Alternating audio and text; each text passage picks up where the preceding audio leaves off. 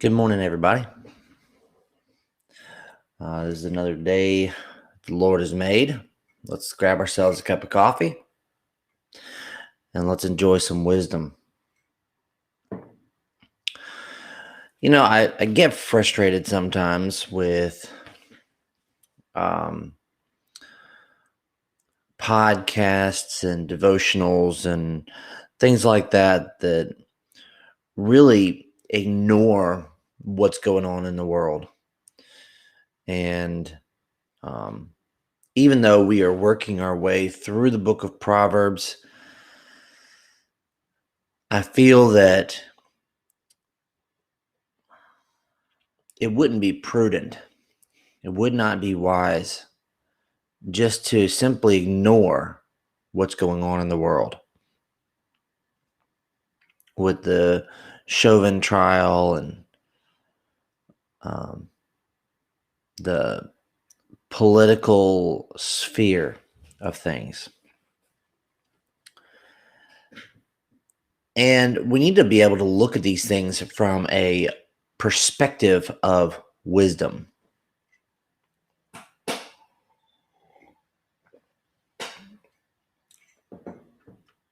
There's a lot of anger, a lot of entitlement, a lot of words. And just like a coworker of mine said yesterday, I don't keep up with all the news and whatnot. I can understand that. I can understand that. At the same time, when we don't understand what's going on in the world, we can't pray for it. If I were to bury my head in the sand and just consider my own life,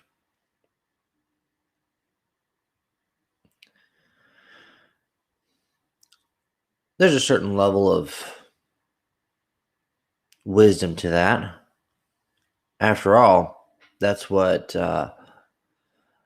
we're instructed in the New Testament. But knowing what's going on around us is also helpful. At the same time, let's look at a couple of Proverbs real quick before we go back to our regular feed, I said feed, um, our regular study. In Proverbs chapter 14, verses 15 through 16, there's some words of wisdom here that we need to apply and consider in the day and times we live in. Proverbs 14, verse 15 says, "The simple believes every word, but the prudent considers well his steps. A wise man fears and departs from evil, but a fool rages and is self-confident." We see a lot of this. There's a lot of words being spoken out there. Mainstream media, a lot of people just get their news from Facebook, what their friends share. We have to be careful with that. In everything that we hear, we need to understand that there are two sides. Take, for example, the Chauvin trial. There's two sides to every story. Now, me personally, I believe that the actions of the man were inconsiderate, and I believe that he made some foolish choices. And I'm just going to speak on my own behalf here. I think probably manslaughter would have been a fitting conviction. And that's what I knew of that's from what I knew of the situation, okay? Now, that being said, I wasn't there for the trial.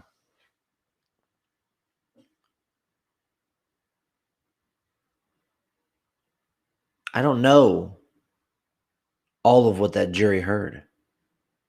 And I don't know all of what happened. I wasn't there.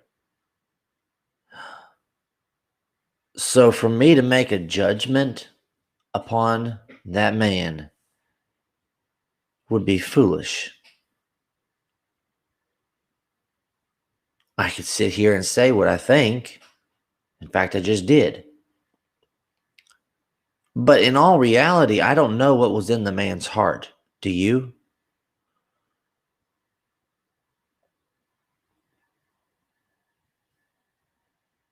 It's very easy these days to get up in arms about various situations.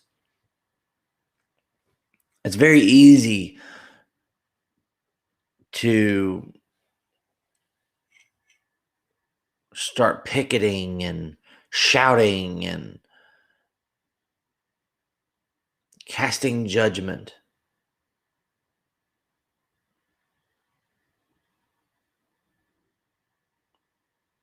We have to be careful.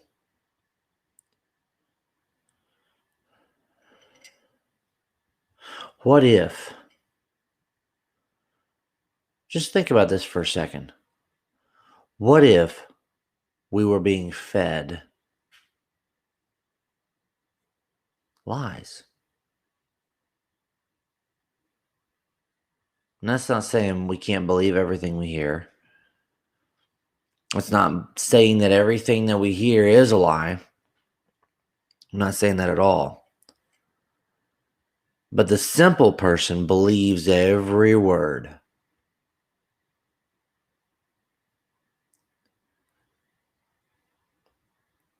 The simple person turns on the news and they hear what these commentators say and they don't really think about it.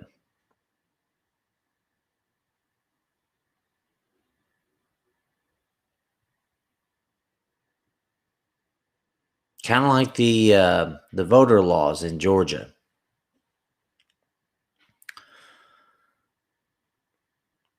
The simple person turns on the TV and they hear, "Oh, it's Jim Crow, it's Jim Crow." They don't look into what the actual law says. They just believe what they're told.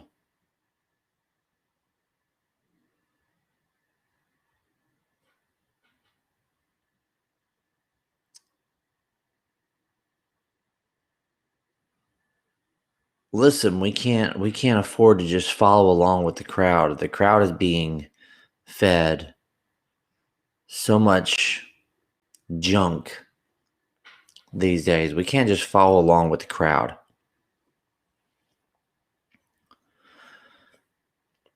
It says, "A wise man fears and departs from evil, but a fool rages and is self confident." There's a lot of that. A lot of that. There's a lot of raging and self confidence out there.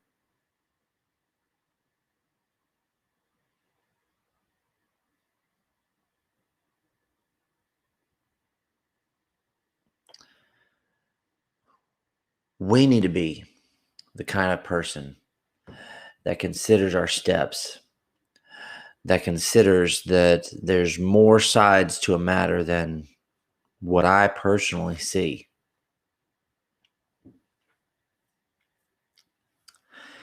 And I'll leave that there. That's not really the study for this morning, but with all that's going on, I felt that something needed to be said along the lines of wisdom.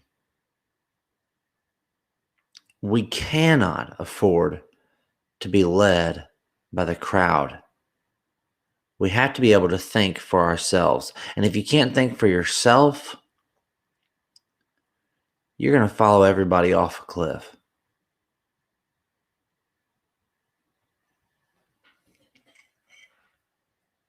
All right, so let's pick back up in Proverbs chapter 6. Yesterday we ended chapter 5. Today Solomon's taking a whole different direction, and he's good about that. So, Proverbs chapter 6. Whole nother topic. Just flip the page. He says, "My son, if you have become surety for your friend, if you've shaken hands and pledged for a stranger, you are snared by the words of your mouth, you are taken by the words of your mouth. So do this, my son, and deliver yourself, for you have come into the hand of your friend. Go and humble yourself. Plead with your friend. Give no sleep to your eyes, nor slumber to your eyelids. Deliver yourself like a gazelle from the hand of the hunter, and like a bird from the hand of the fowler." Y'all, please forgive me. My eye is acting up on me this morning. Ooh. Okay. All right. So, what is Solomon talking about here? Well, as some of you know, I work in banking, and um, I can tell you exactly what he's talking about.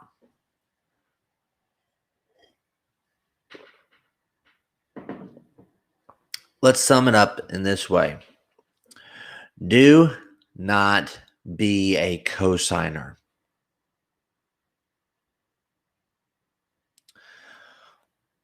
Don't do it. Um, that's what he's talking about. My son, if you become surety for your friend, or if you've shaken hands in pledge for a stranger, basically, if you say, "I vouch for this person," I'm gonna, I'm going to vouch for them, not just vouch for them, but I'm going to take my own possessions and I'm going to put my own reputation at stake for this other person.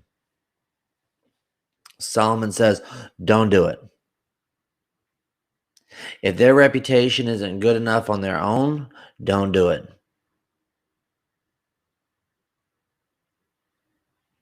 And this flies in the face of so much that we think.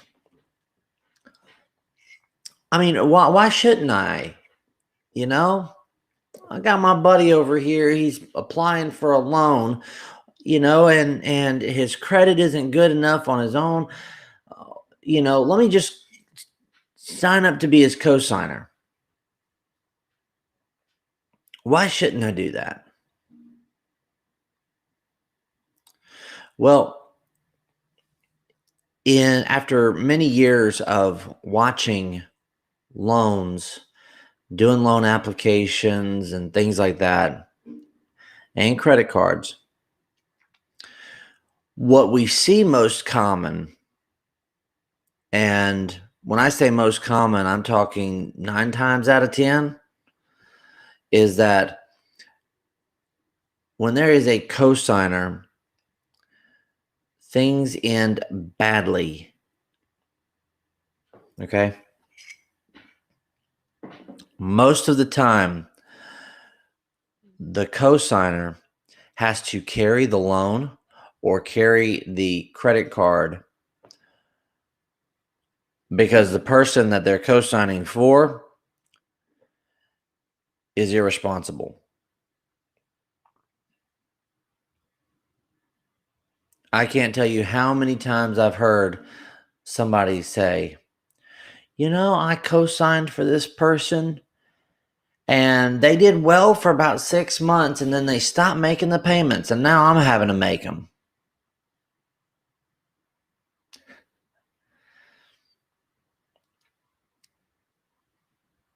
I mean, people, they seem like it's a good idea. It seems like it's a good idea to co-sign for somebody. Solomon says, don't do it. Now, he's talking from a day when the when agreements were made by a handshake. Okay, when it was by word of mouth. That's why he says in verse 2, you are snared by the words of your mouth, and you are taken by the words of your mouth. In other words, you give your word, this person's going to make their payments. The person doesn't make their payments, and all of a sudden, you're on the hook, buddy.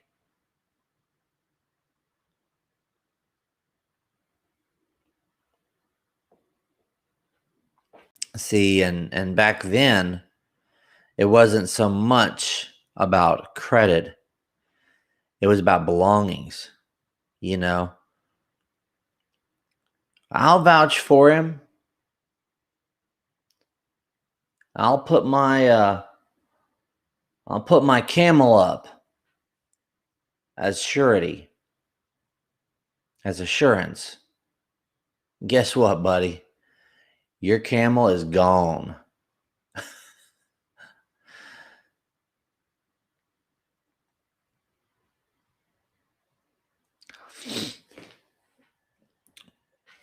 So the words of Solomon, he says, don't do it.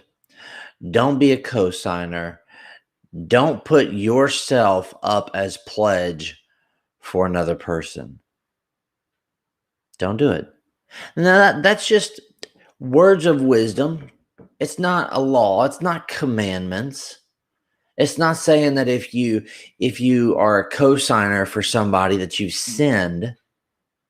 Okay, we've got to understand that about the Proverbs. Okay, it's not talking about sin and righteousness. Some of them are. How do you know which ones are sin and righteousness? We have the rest of the Bible to help us discern when he's talking about sin and when he's talking about righteousness. Okay.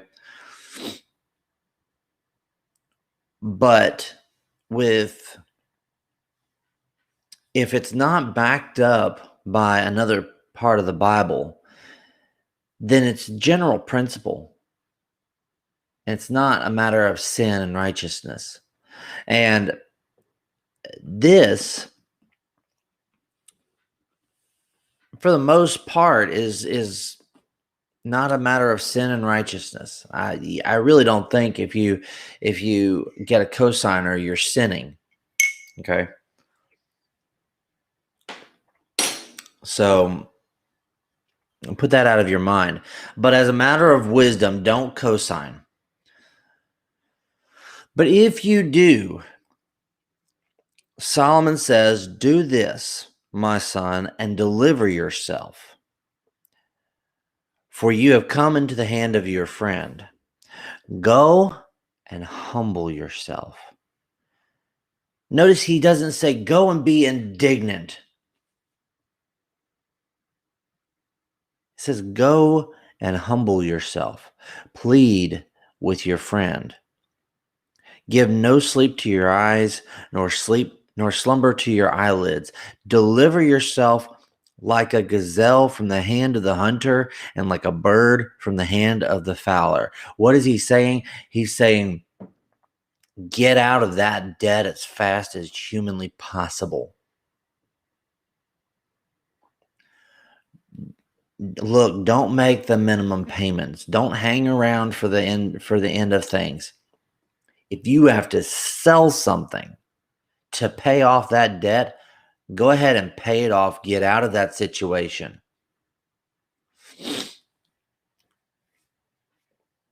And if you were co-signing for little Johnny,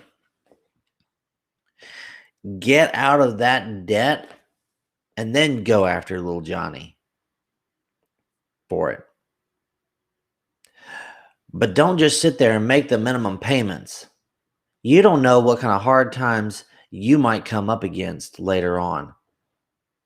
Don't wait for it. Get out of debt. And that's a general principle that you're going to find Solomon talking about a lot is get out of debt. Don't hang around with debt.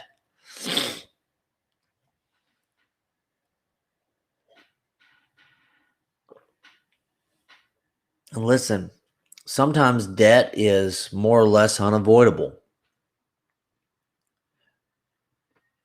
It's a good idea to have a good credit score, meaning that you pay your bills on time and that you're responsible with your money. It's a good idea to have a good credit score. But as much as possible, try to stay away from debt. It's understandable to have a car payment. It's understandable to have a mortgage payment. It's understandable to even have a credit card if you can manage it wisely. Not use it to buy everything under the sun.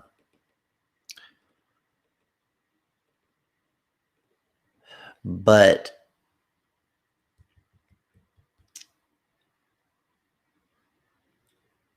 the general principle here is stay out of debt and don't co-sign for somebody else,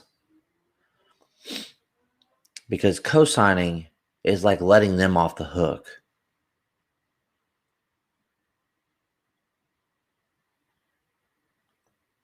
Because what the principal person says is, "Oh, I can miss this payment. My co-signer's got it."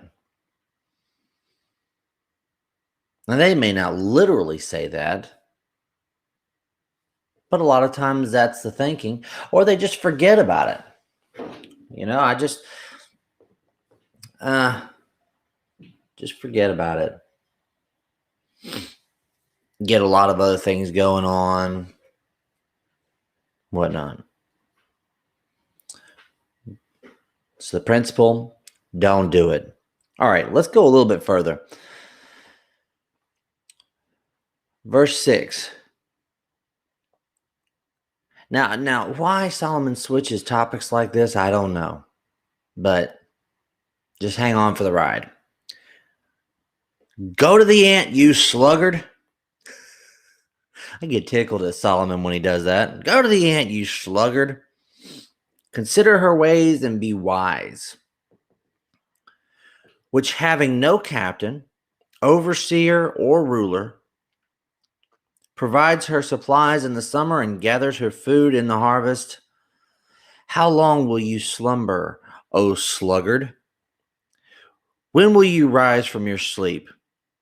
A little sleep, a little slumber, a little folding of the hands to sleep. So shall your poverty come on you like a prowler, and your need like an armed man. Now, here's a relevant word for the day.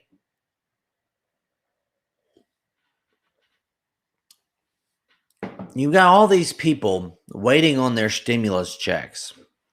You've got all these people quitting their jobs and filing for unemployment because they're getting money from the government. Just think about this for just a moment. A little sleep, a little slumber, a little folding of the hands to sleep. So shall your poverty come on you like a prowler, and your need like an armed man. All right, you might think, well, I'm going to get my unemployment check and I don't have to work for it.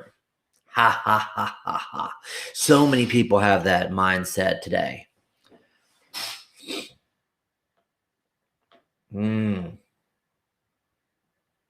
What happens after the checks stop? Uh-oh. What happens after the stimulus checks stop?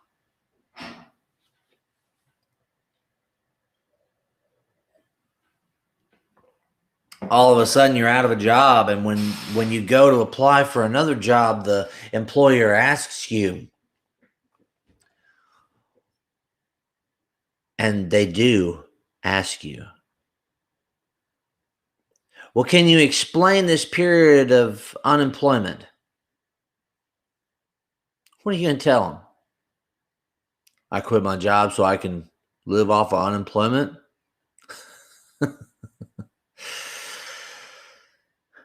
They're not going to like that. Or you could just simply lie, and that never ends well.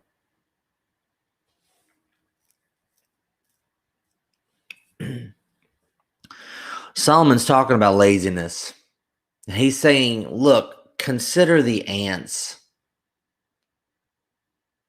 And I don't know how often you have actually watched the ants. Most of the time, we look at ants as just a nuisance.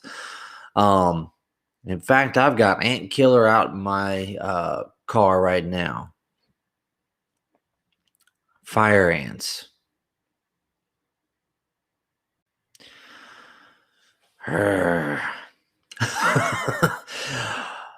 But if you watch the ants, and forget about the fire ants for now, think about carpenter ants or sugar ants or something else. If you watch the ants, they spend all their time gathering, gathering and building.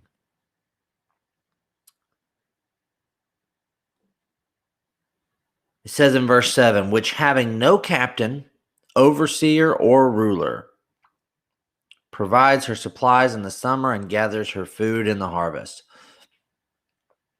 Now, we talk about a queen ant. Every colony has its queen. Well, the queen doesn't really rule so much. The queen mainly just supplies the population for the most part. They may have. I've not studied entomology, so I can't tell you for sure if they get their signals from a queen or not. But um, the general idea here is that ants work together for the common good of their colony. Okay.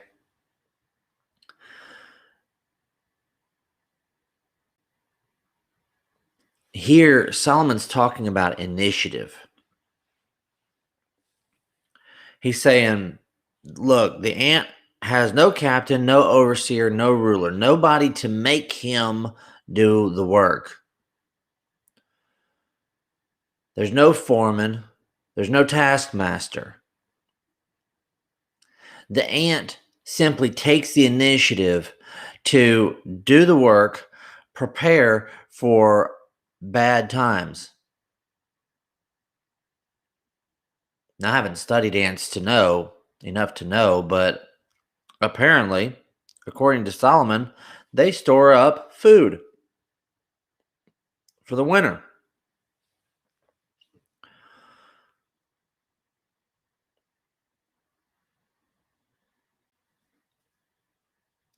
Do we?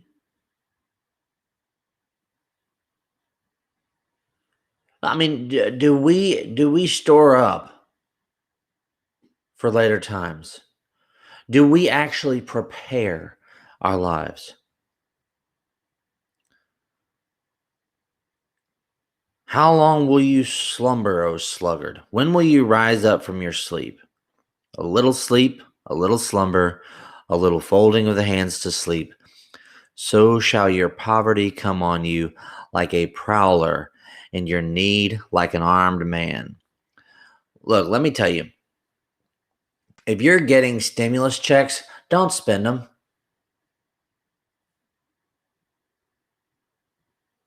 Don't spend them.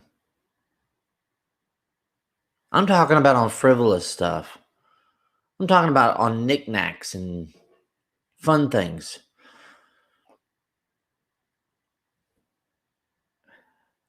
Consider we may be in a time of harvest right now, but prepare. The winter is coming.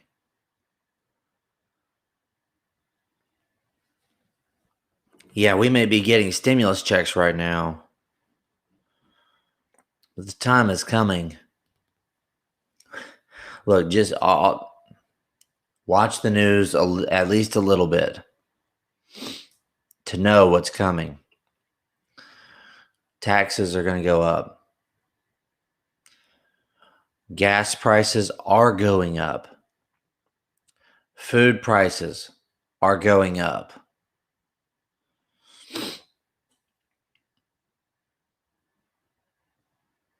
Sales tax is likely to go up. The cost of living is likely to go up. So take your stimulus checks and use them wisely. Look, pay down your debts or pay them off entirely if you have enough. Prepare for the future. If you have land, get fruit trees and start a vegetable garden. Or go out and get solar panels to either help offset the cost of your electricity or to prepare to go off grid. Whatever you have to do. But use your stimulus money wisely. Don't just spend it on whatever sounds good, whatever feels good. Don't just spend it on temporary pleasures. And don't quit your job to get unemployment.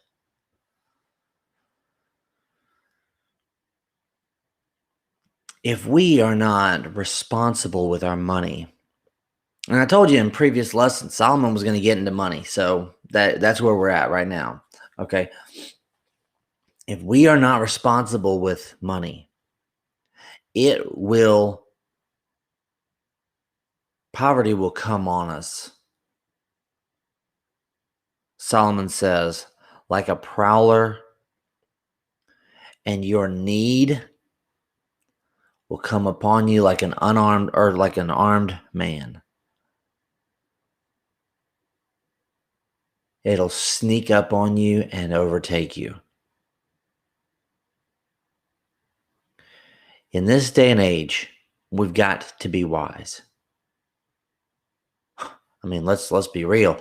In every day and age, we've got to be wise. But if you look around, there's warning signs all around us. We need to prepare.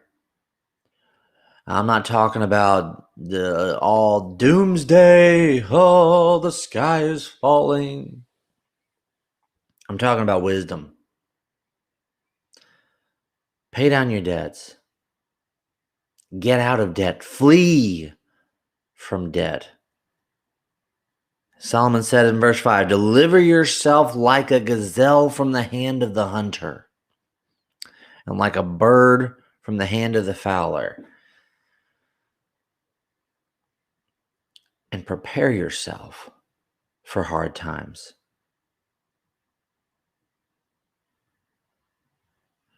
That doesn't mean don't tithe. It doesn't mean don't help people in need. Come on now. Let's balance this out.